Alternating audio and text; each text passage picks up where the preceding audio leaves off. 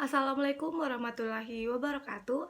Perkenalkan, nama saya Ulfa Rizika Ramadhani dengan NIM A1Q1210050 dari kelas B, jurusan Bimbingan dan Konseling.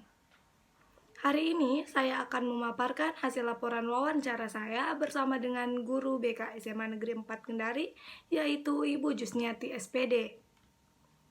Yang pertama kami tanyakan adalah bagaimana sih bentuk kenakalan yang dilakukan oleh siswa atau siswi di SMA Negeri 4 Kendari. Ia menjawab bahwa bentuk kenakalan SMA Negeri 4 Kendari tak jauh dengan sekolah lainnya, seperti contoh masalah kehadiran, seperti alpa atau terlambat. Lalu, bolos dan juga beberapa kasus kenakalan seperti itu ditangani dengan pemberian pelayanan konseling. Pertanyaan kedua, tindakan apa saja yang Ibu lakukan untuk mengatasi kenakalan yang dilakukan oleh siswa? Ia mengatakan kalau di BK ada namanya repentif. Jikalau anak-anak atau siswa sudah mempunyai masalah, akan diberikan pelayanan yang sesuai dengan masalah yang sedang ia hadapi. Kalau repentifnya atau pencegahannya, di SMA Negeri 4 Kendari memiliki jam khusus untuk BK, yaitu 1 jam pelajaran. Walaupun sebenarnya BK diberikan waktu 2 jam, namun dikembalikan lagi kepada pihak sekolah masing-masing bagaimana berkolaborasi dengan para guru-guru mata pelajaran yang lain, karena mereka juga ada memenuhkan kebutuhan jam untuk sertifikasi. Jadi, BK memiliki 1 jam mata pelajaran itu sudah lebih dari cukup agar bisa bersosialisasi dengan siswa. Mereka juga menggunakan waktu tersebut untuk memberikan pelayanan bimbingan. Dalam hal ini, untuk preventifnya, kami memberikan layanan pencegahan narkoba, bahaya pergaulan bebas, dan lain sebagainya. Dan jika siswa ternyata ada masalah, maka guru BK membantu mencari penyelesaian permasalahan tersebut dengan cara apa? Apakah bisa hanya diberikan konseling individual atau perlu mungkin lebih kepada pemanggilan orang tua, ataupun penyelesaian yang lebih harus melibatkan banyak orang.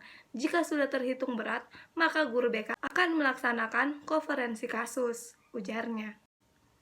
Pertanyaan ketiga, sikap dan karakter setiap siswa tentunya berbeda. Bagaimana sih cara mengatasi karakter siswa yang berbeda tersebut, Bu? Guru BK mengatakan, jika mereka diberikan tugas untuk menangani satu kelas yang berarti mempunyai siswa asuh, otomatis mereka memiliki data awal tentang para peserta didiknya.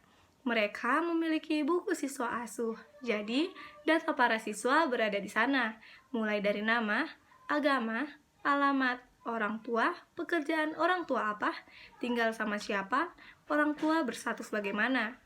Lalu mengenai sikap dan karakter akan tergambar dikarenakan sikap dan karakternya tidak akan jauh dari keadaan kondisi keluarganya. Karena itu yang akan mempengaruhi mereka bagaimana cara mereka bersikap, karakternya di sekolah yang mereka tunjukkan seperti apa. Beliau juga menambahkan bahwa mereka melakukan yang namanya pendekatan secara personal dengan para peserta didik. Jika mungkin siswa yang memang terindikasi sepertinya dia cukup pendiam, para guru BK akan mencari cara untuk mendekati siswa yang bersangkutan. Jika karakternya atau sikapnya cukup di luar batas, seperti siswa tersebut emosional, yang akan dilakukan ialah konseling individual. Mereka akan mencari tahu semua apa yang terjadi kepada siswa. Yang utama adalah sikap mereka pada saat mengikuti proses pembelajaran mengajar di kelas. Cara siswa bersosialisasi dengan para guru, dan caranya bersosialisasi dengan teman-temannya, yang dapat memperlihatkan latar belakangnya. Semua sikap memiliki latar belakang, tidak mungkin muncul suatu sikap atau tindakan tanpa adanya melatar belakangi. Jadi tugas guru BK mencari tahu anak mengapa sikap anak ini seperti ini, karakternya bagaimana, perlu dikomunikasikan dengan orang tua atau wali kelas. Makanya, itu dalam BK ada yang namanya jalur koordinasi dari guru-guru pelajarannya, wali kelasnya, dan juga kepada orang tuanya. Karena terkadang karakter dan suka yang ditunjukkan siswa di sekolah berbeda dengan di rumah. Mungkin di rumah karena persoalan siswa tersebut takut kepada orang tuanya, dia lebih kalem di rumah. Tapi ketika di luar rumah, siswa tersebut bebas, begitupun sebaliknya. Jadi, kita tidak bisa menilai dengan tergesa-gesa karakter dan sikap seseorang sebelum kita mengetahui latar belakang keluarganya dan lingkungannya.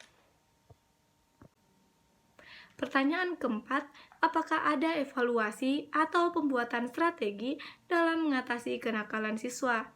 Dikatakannya bahwa evaluasi tentunya ada. Di BK ada yang namanya penilaian jangka pendek, jangka panjang, itu salah satu evaluasi. Lalu salah satu evaluasi yang dilakukan itu seperti memberikan pelayanan misalnya kepada anak yang malas. Lalu akan dipanggil ke BK untuk berkonsultasi dan menjalankan konseling individual.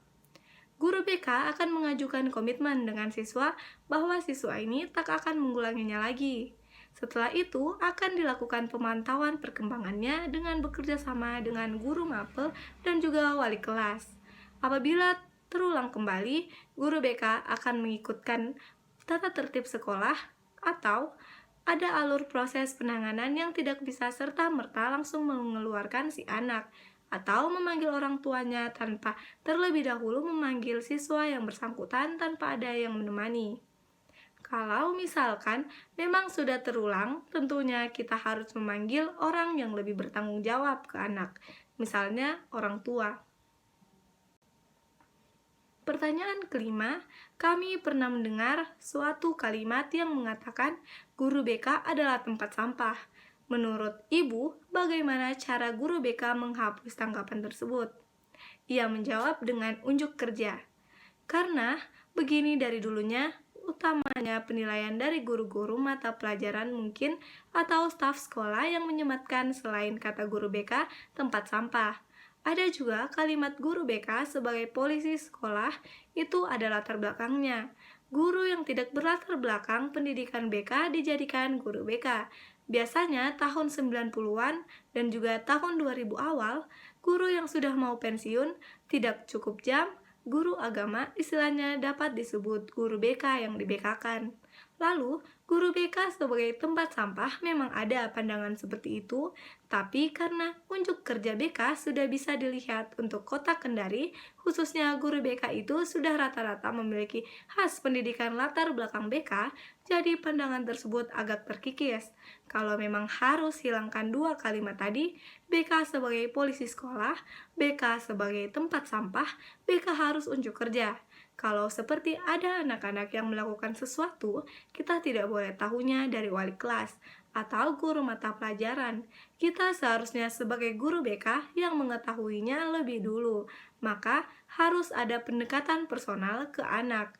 Jadi kalau misalkan mereka ada masalah atau ada sesuatu yang harus mereka selesaikan, mereka terfikirnya guru BK yang harus didatangi terlebih dahulu sebelum orang tua. Karena terkadang ada juga anak dicubit saja sedikit melapor kepada orang tua, padahal sebenarnya itu harusnya gurunya terlebih dahulu yang tahu. Jangan langsung selesaikan kepada orang tua. Pertanyaan keenam, apakah ada suatu permasalahan yang dihadapi oleh siswa namun tidak mampu diselesaikan oleh guru BK? Apakah kasus tersebut akan dialih tangankan? Guru BK tersebut menjawab kalau alih tangan kasus tentunya ada. Kalau dikatakan bahwa guru BK tidak mampu menyelesaikan, sebabnya juga tidak sepenuhnya benar, karena guru BK sudah melakukan proses penyelesaian masalah mengenai petunjuk yang seharusnya guru BK laksanakan. Sebagai guru BK, akan tetapi ada memang beberapa hal yang tidak boleh dilewati, yang tidak boleh dilakukan kalau itu sudah berkaitan dengan ranah kewenangan guru BK. Misalnya, masalah yang berkaitan dengan kriminal, pencurian, atau kekerasan yang melibatkan korban, atau mungkin kita membutuhkan bantuan dari pihak lain. Misalnya, anak-anak yang memiliki kondisi psikologis yang tidak stabil. Kita harus kerjasama dengan misalnya Lembaga Pemberdayaan Perempuan dan Perlindungan Anak. Untuk SMA Negeri 4 Kendari, kerjasama dengan beberapa pihak seperti tenaga profesional psikologi, psikiater. Kalau BK tidak bisa masuk ke ranah itu, maka mereka akan mengalih tangankan. Mereka tidak bisa mengambil alih pekerjaan tersebut yang di luar kemampuannya. Pertanyaan ketujuh, dalam menjalankan tugas sebagai guru BK, Ibu tentunya menjalankan peranan BK. Kira-kira apa saja kendala yang Ibu alami selama menjadi guru BK? Dan ternyata setelah kami menanyakan pertanyaan ini kepada beliau, ia mengatakan bahwa kendala tersebut sebenarnya tergantung dari masalah siswa. Dan menurut pengalaman beliau, lebih banyak kendala ketika seorang anak mengalami masalah dan ternyata orang tuanya tak acuh terhadap masalah tersebut. Orang tua yang tidak mau diajak bekerja sama ataupun orang tua yang merasa anaknya benar walaupun anaknya ternyata salah. Jika orang tua membela sang anak yang memiliki kesalahan, akan susah diselesaikan karena orang tua tidak memahami bahwa anak tersebut perlu diberikan pelajaran, bahwa dia harus bisa mengakui bahwa dirinya salah, karena jika seterusnya hal tersebut terjadi, maka akan berakibat fatal ke anaknya nanti. Pertanyaan ke-8, menurut Ibu pribadi, apakah guru BK di SMA Negeri 4 Kendari sudah mencapai tujuan dan melaksanakan peranannya serta tugas dari guru BK tersebut? Ia menjawab, para guru BK SMA 4 Kendari sudah menjalankan tujuannya. Mereka menangani 1.600 siswa, jadi satu orang guru menangani sekitar 200 siswa, walaupun idealnya itu 150 siswa.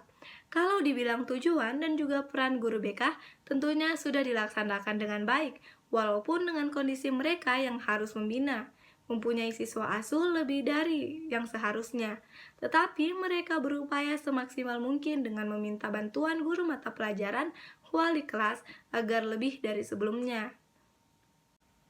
Dan pertanyaan terakhir, pertanyaan ini memang tidak menyangkut soal guru BK, tapi bisa menjadi salah satu motivasi kita para mahasiswa jurusan bimbingan dan konseling. Beliau pun memberikan pesan untuk fokus menimba ilmu dan serap sebanyak-banyaknya informasi dari perkuliahan praktek yang kita bisa. Karena biasanya teori yang kita dapatkan di lapangan itu berbeda, apakah lebih susah atau lebih gampang, atau lebih dapat kita terima atau lainnya. Beliau pun mengatakan fokus di perkuliahan, lalu masing-masing dosen mempunyai karakteristiknya sendiri. Siapapun dosennya yang kita dapatkan selama itu positif, silakan ikuti dan seraplah ilmunya sebanyak mungkin. Karena beliau tahu bahwa dosen yang mengajari kita hari ini adalah orang yang kompeten, orang yang memang memiliki passion untuk BK. Mungkin itu saja yang saya bisa paparkan kepada teman-teman soal hasil laporan wawancara kami bersama guru BK SMA 4 Kendari dengan Ibu Jusniati SPD. Kami sungguh-sungguh berterima kasih tentang ilmu yang Ibu telah berikan kepada kami. Mungkin sampai di sini saja. Terima kasih sudah menonton. Wassalamualaikum warahmatullahi wabarakatuh.